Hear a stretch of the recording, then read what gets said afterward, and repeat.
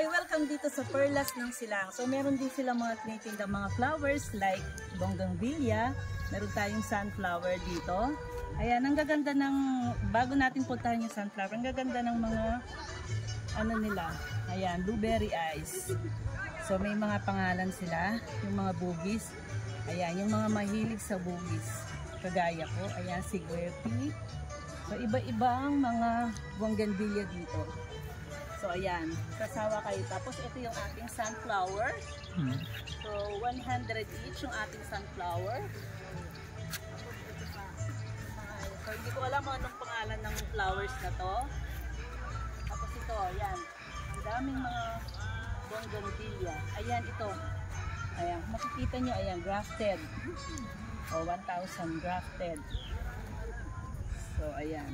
Ayan, mga grafted. Ay, 800. Iba-iba. So, meron din dun sa kabila na flowers. Meron tayong mga rose. Ayan. Meron tayong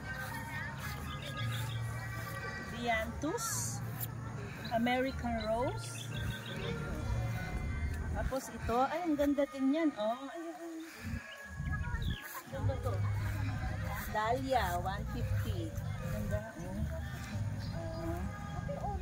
So yan guys, punta na kayo dito sa Perlas ng Silang.